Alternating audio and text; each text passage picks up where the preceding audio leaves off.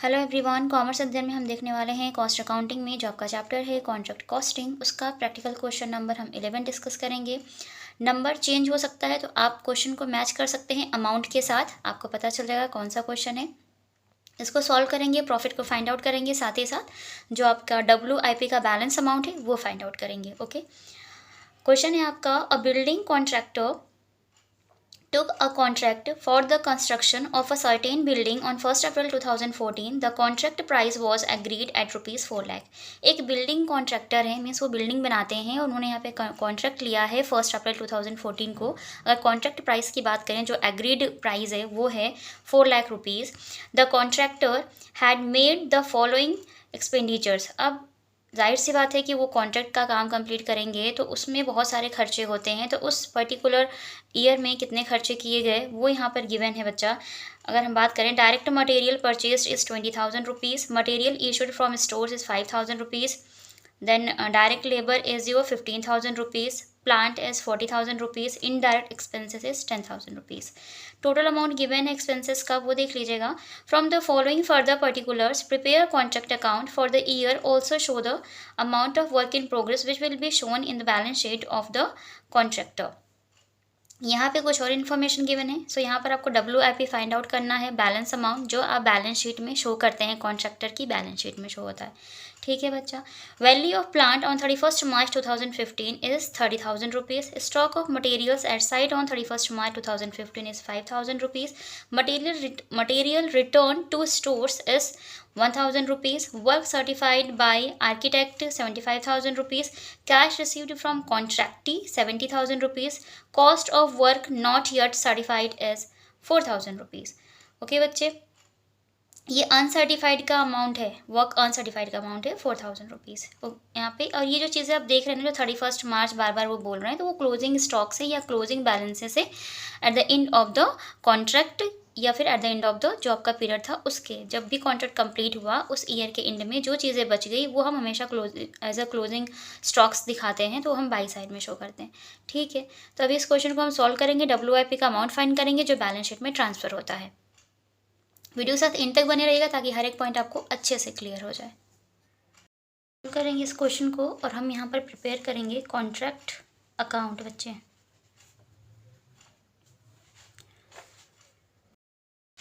Format याद है आप सबको, ये डेबिट साइड है हमारा, ठीक है, ये क्रेडिट साइड है हमारा। Particular amount column, then particular and amount column बच्चे। ठीक है, इधर हम सारे एक्सपेंसेस को शो करते चलते हैं जो उन्होंने कहा है। तो अगर हम बात करें डायरेक्ट मटेरियल की, जो परचेज़ हुआ है वो 20,000 रुपये का हुआ है, तो यहाँ पर लिखिएगा टू मटेरियल परचेज्ड है, तो हम परचेज्ड लिख देंगे 20,000 rupees. And to material issued from stores 5,000 rupees.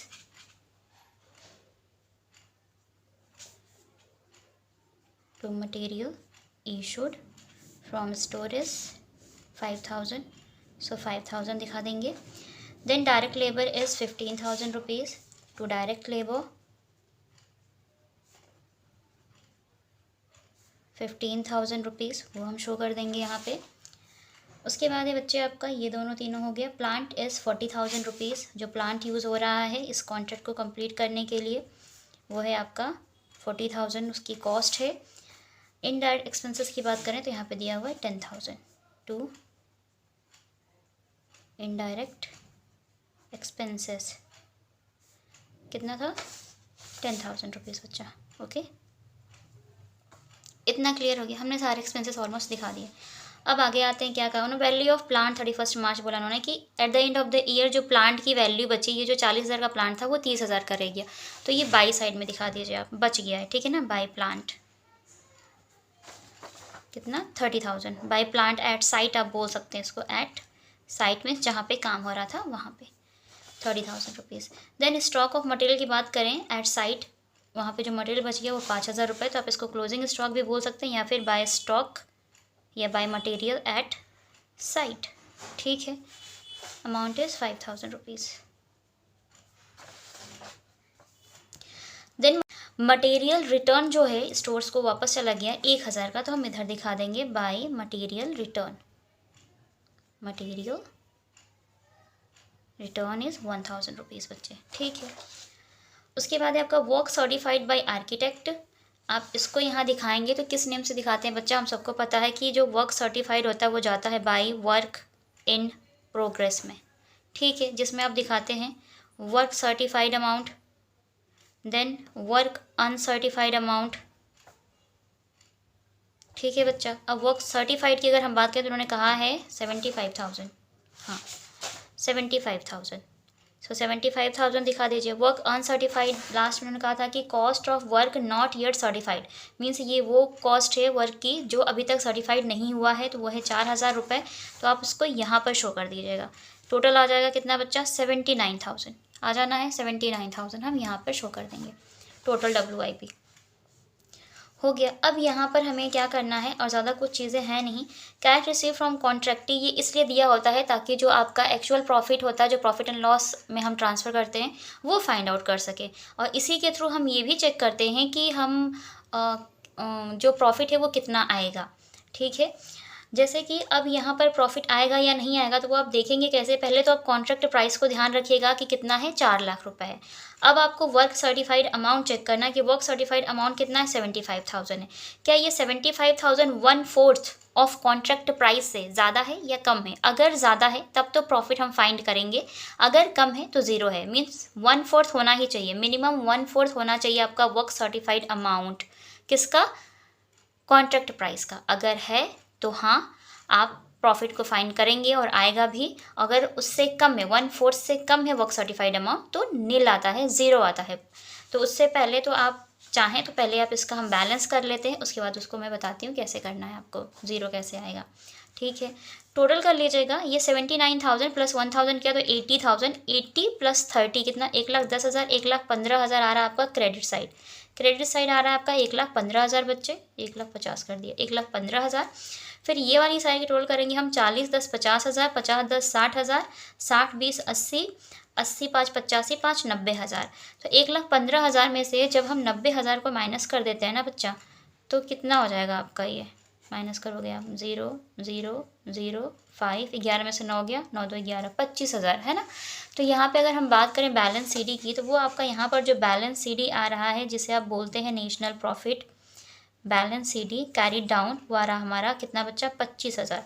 Amount total जो आया था वो आया था 1,15,000 क्रेडिट साइड का ज़्यादा। तो इसको यहाँ पर हम करते हैं लिख कर अभी क्लोज, और आगे ये अकाउंट अभी कंटिन्यू होगा क्योंकि बैलेंस CD आई है, तो हम उस बैलेंस CD से इसको कंटिन्यू करेंगे आगे। ये क्या बन गया, कोई नहीं, देखिए ठीक है। आप इसको यहाँ पर शो करिएगा टू बैलेंस CD करके। मैं थोड़ा सा जूम इन कर देती हूँ ताकि चीज़ें आपको क्लियर दिखें, ठीक है। अब ये जो बैलेंस CD आई बच्चे, इसको यहाँ पे आप ट्रांसफ़र करते हैं बाय बैलेंस BD करके, ठीक है ना, बाय बैलेंस BD 25,000 रुपीज़ बच्चे, ठीक है। अब यहाँ पर जो आपका ये जो आ गया है ना 25,000, क्या प्रॉफिट आना है या नहीं आएगा, तो हम पता कैसे करेंगे कि प्रॉफिट आएगा तो कितना आएगा या नहीं आएगा। देखिए यहाँ पर प्रॉफिट आपका जो आना चाहिए था वो आना चाहिए था देखिए प्रॉफिट का मैंने बताया था सिंपल सा फॉर्मूला, सॉरी ये C क्यों लिख दिया मैंने, प्रॉफिट बैलेंस CD लेते हैं और जितना भी आपका कंप्लीट होता है, मीन्स वर्क सर्टिफाइड जितना देता है कॉन्ट्रैक्ट प्राइस का, उसके अकॉर्डिंग पे हमने वो फॉर्मूला आपको पूरा बताया हुआ है। उसका लिंक यहाँ आई बटन पर दे दूँगी कि अगर 1/4 है या 1/4 से ज़्यादा है तो हम कैसे प्रॉफिट को फाइंड करते हैं, 1/2 से ज़्यादा है तो कैसे प्रॉफिट को फाइंड करते हैं, 90% से ज़्यादा तो कैसे प्रॉफिट फाइंड आउट होता है। तो उसका जो लिंक है उस वीडियो का यहाँ आई बटन पर दे दूँगी, यहाँ से जाकर ज़रूर देख लीजिएगा, आपको वहाँ से अच्छे से क्लियर हो जाएगा। यहाँ पर जो प्रॉफिट है वो नील कैसे आएगा वो मैं आपको बता रही हूँ। सबसे पहले ध्यान दीजिएगा बच्चे, जो आपका कॉन्ट्रैक्ट प्राइस है ना, कॉन्ट्रैक्ट प्राइस की अगर हम बात करें, नीचे यहाँ समझाने की कोशिश करती हूँ। देखिए कॉन्ट्रैक्ट प्राइस दिया हुआ है क्वेश्चन में 4 लाख रुपए दिया है ना, 4 लाख। अब हमें चेक करना है कि हमारा जो वर्क सर्टिफाइड अमाउंट था, वर्क सर्टिफाइड अमाउंट की अगर हम बात करें तो वर्क सर्टिफाइड अमाउंट दे रखा है बच्चा यहाँ पे 75,000 इस क्वेश्चन में दे रखा है, ठीक है ना। Work certified amount 75,000। अब आपको देखना है क्या ये 1/4 से कम है या ज़्यादा है। तो 4 से जब ये 4 कट गया तो आएगा 1 लाख रुपये, है ना बच्चा, 1 लाख आएगा। दैट मीन्स कि हमारा वर्क सर्टिफाइड अमाउंट 1 लाख तो आना ही चाहिए था, या 1 लाख से ज़्यादा आता तब हम प्रॉफिट को फाइंड करते। लेकिन ये जो अमाउंट आया है वर्क सर्टिफाइड अमाउंट, हमने जो फाइंड किया वो 1 लाख आया है। जो क्वेश्चन में दिया है वो 75,000 रुपीज़ दिया हुआ है, जो कि 1/4 अमाउंट से कम है। तो दैट मीन्स कि यहाँ पर जो आपका प्रॉफिट है वो ज़ीरो आएगा, जो प्रॉफिट है वो ज़ीरो आएगा। अगर 1/4 से कम होता है वर्क सर्टिफाइड तो आपका प्रॉफिट ज़ीरो आता है। और जो ये आपका अमाउंट है वो ट्रांसफ़र कहाँ हो जाएगा, WIP में, वर्क इन प्रोग्रेस में। कितना बच्चे, 25,000। इसको यहीं पर आप क्लोज कर दीजिए, ख़त्म बात इनकी। इसके बाद बनेगा आपका क्या, WIP अकाउंट, ताकि हम फाइंड आउट कर सकें बैलेंस ऑफ WIP, जो कि ट्रांसफ़र कहाँ होगा, बैलेंस शीट में। अब आप यहीं पर बनाइएगा WIP अकाउंट। सारे कॉलम्स सेम होते हैं। यहीं पे आगे देखिए इसको, देखिए बच्चा, ये वाला जो WIP है बाई में, इसको 2 में ट्रांसफ़र करते हैं हमेशा। एक अकाउंट से दूसरे अकाउंट में जब हम चीज़ों को ट्रांसफ़र करते हैं तो क्रॉस में ट्रांसफ़र होती है। इतना ध्यान रखिए। ज़्यादा कुछ रूल्स रेगुलेशंस आप लर्न भी कर सकते हैं, बहुत सारे रूल्स रेगुलेशंस होते हैं उसकी बेसिस पे, बट सिंपल सा रूल है, एक अकाउंट से दूसरे अकाउंट में जब हम चीज़ों को ट्रांसफ़र करते हैं तो क्रॉस में ट्रांसफ़र होती हैं। अकाउंट की बात कर रही हूँ मैं, स्टेटमेंट की नहीं बच्चे, ठीक है, क्योंकि स्टेटमेंट तो हम कैसे भी बना लेते हैं। चलिए देखिए, ये अकाउंट है, यहाँ पे हम ट्रांसफ़र करेंगे तो कहाँ से लेकर आ रहे हैं, टू कॉन्ट्रैक्ट अकाउंट से आप लेकर आ रहे हैं। कितना बच्चा, 79,000 रुपीज़। क्या क्या था, वर्क सर्टिफाइड था आपका 75,000, वर्क अनसर्टिफाइड था आपका 4,000 रुपये बच्चे, ठीक है। ऐड करोगे आप 79,000 आ जाएगा। अब यहाँ पर एक दिख रहा ना WIP, ये 2 में है तो आप इसको बाई में शो करते हैं, बाई कॉन्ट्रैक्ट अकाउंट से ला रहे हैं। सो कॉन्ट्रैक्ट अकाउंट, क्योंकि जिस अकाउंट को हम बनाते हैं उस अकाउंट में उसका नाम नहीं यूज़ होता। कितना है, 25,000 है, तो आप इसको 25,000 ले आइए, माइनस कर दीजिए, तो जो बैलेंस शीट आ जाएगी वो बैलेंस शीट में ट्रांसफ़र हो जाएगी। कितना हो जाएगा, 79 में से 5 आप इधर हटा दो तो ये कितना आ जाएगा, 0 0 हो गया, 4 7 में से 2 गया तो 5, 54,000। तो यहाँ पर जो आएगा आपका WIP का बैलेंस वो आएगा 54,000 मीन्स 54,000 बच्चे। अकाउंट को क्लोज कर देंगे 79,000 के साथ। यकीन करती हूँ इस वीडियो में आपको ये क्वेश्चन अच्छे से क्लियर हो गया होगा, क्योंकि हमेशा ध्यान रखिएगा, प्रॉफिट को हम तभी, ये वाला जो प्रॉफिट होता है बच्चा, ये तभी कैलकुलेट होता है जब आपका work certified amount 1/4 of contract price होता है, ठीक है। तो अगर कॉन्ट्रैक्ट प्राइस का 1/4 है या उससे ज़्यादा है तभी आप यहाँ पर फाइंड आउट करेंगे प्रॉफिट। तो वर्क सर्टिफाइड को हमेशा ध्यान रखिएगा कि कितना है, वो 1/4 है, 1/4 से ज़्यादा है, या आधे से ज़्यादा है, या 90% से ज़्यादा है, ठीक है। तो ये चीज़ ध्यान रखिएगा, बस क्वेश्चन आ जाता है। यकीन करते हैं इस वीडियो के थ्रू आपको ये क्वेश्चन समझ में आ गया होगा। वीडियो अच्छी लगी हो, क्वेश्चन अच्छे से समझ में आ गया हो तो लाइक ज़रूर करें, कमेंट्स कीजिएगा, अपने फ्रेंड्स के साथ शेयर कीजिएगा ताकि उनकी भी हेल्प हो सके। चैनल पर आप हमारे नए विजिटर हैं, चैनल को सब्सक्राइब कर लें, साथ ही साथ बेल आइकन को प्रेस कर लें ताकि आने वाली वीडियोज़ की नोटिफिकेशन आपको बिल्कुल टाइम पर मिलती रहे। जो कॉस्ट अकाउंटिंग आपका सब्जेक्ट है उसके जितने भी इंपॉर्टेंट चैप्टर्स हैं, उनकी थ्योरी, उनके प्रैक्टिकल क्वेश्चन सब कवर किए हुए हैं। आप एक बार कॉस्ट अकाउंटिंग की जो प्लेलिस्ट है उसको ज़रूर चेकआउट कर लीजिएगा। आज की वीडियो में इतना ही, मिलते हैं नेक्स्ट वीडियो में, तब तक के लिए take care and thank you so much for watching this video.